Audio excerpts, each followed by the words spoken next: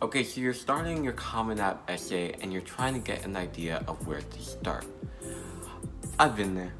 Oh, we've all been there. Well, maybe not all of us. If you're a junior, maybe you haven't been there.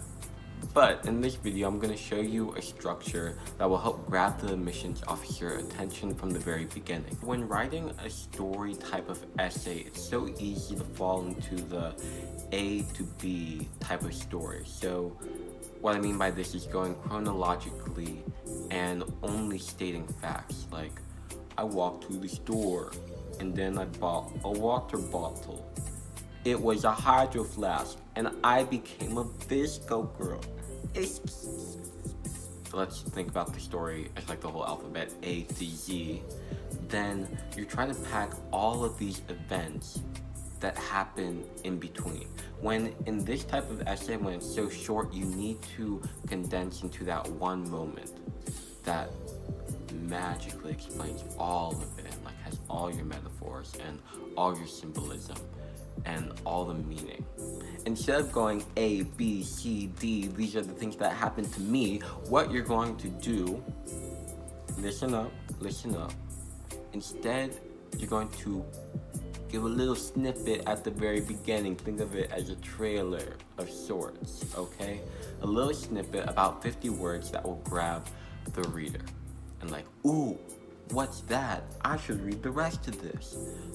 I do this in my essay, but also I found an essay on Business Insider where the person starts out their essay by, 4 boys stood above me in a pile of garbage. Their words, bora bora, matawa, chubby, fatty, suffocated me. And you can see how you're like, what? Why are they calling him that? And why is this relevant to the overall story? And it makes you want to read more. The link to the full essay will be in the description. Now, once you've captured the reader's attention and mind and you have them under your spell, what do you do then? Well, lucky for you, you got me on your side. You want to show yourself as dynamic, right? You're not like some 2D person.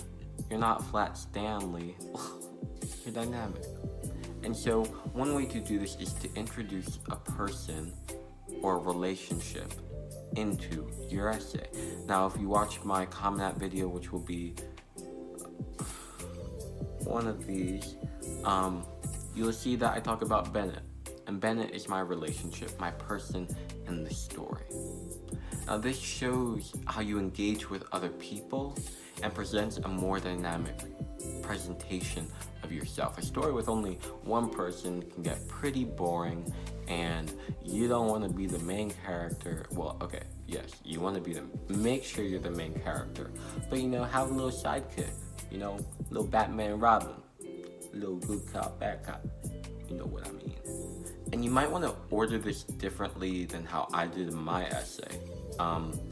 But I thought that this should go right after the introduction because one, I have to explain who he is because I say he said Diamond, like who's he? Well, it's Bennett. And also because it explains my connection to poetry.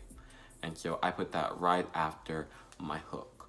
Are you ready, kids? Aye, aye, Captain! Next thing we are going to tackle today, my people, my folks, my tiggers, you could say, is, so I see people write, this is when everything changed for me.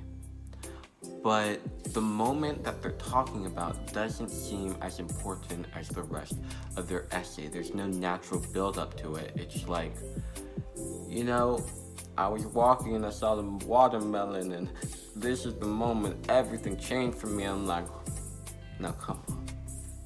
There's no build up. You just, maybe they just started the paragraph with, I was walking and saw a watermelon, this is when everything changed. It doesn't seem like that's when everything changed because there's no natural build up in your writing.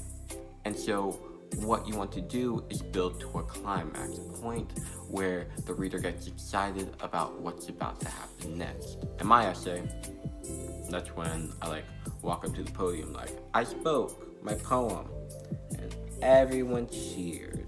Yay! And there's a moment where you're like, I see the light. and the clouds open up, there has to be a climax. There has to. There has to be a build-up. You can't just be, this is when everything changed. And then expect the reader to believe that. Now, to make sure that you're making this moment sound important, one tool you can use is a stream of adjectives. For example, the bumbling, blue, boisterous watermelon popped out of the ground. Although it may not be true, it adds a lot of description to the thing that you're describing. And that can make the reader dial in. Now, you've reached the climax. And you're wondering, where do I go from here? Well, now it's time to brag, let it out. A humble brag, but a brag. So you want to talk about the achievements that happened because of this moment that changed your life. For me, I choreographed a couple dances. That's an example of achievement that I did because I recognized my voice. Now let's say your humble brag is making a killer watermelon business, okay? Don't write it like this.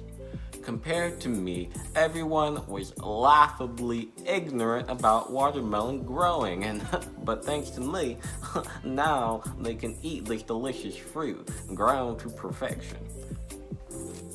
Now listen, in any of your essays, you never want to call someone stupid or dumb or ignorant because it really portrays you as the enemy or a bad person. You don't want to be the bad person in your own story, now do you? So you want to phrase it more like, growing watermelons takes patience and skill, and through countless moments of trial and error, I can now do what most people can't. I can make a juicy ass watermelon. Now that sounds good to me. I don't really like watermelon that much. Too watery. But I digress. Now is the time. If you want to, add a statement about how you're going to grow. This shows continual growth to your admission officer, shows that you're not done exploring whatever you were exploring. So I talked about how I was going to write a spoken word poem where I merged Spanish and English together, harmoniously.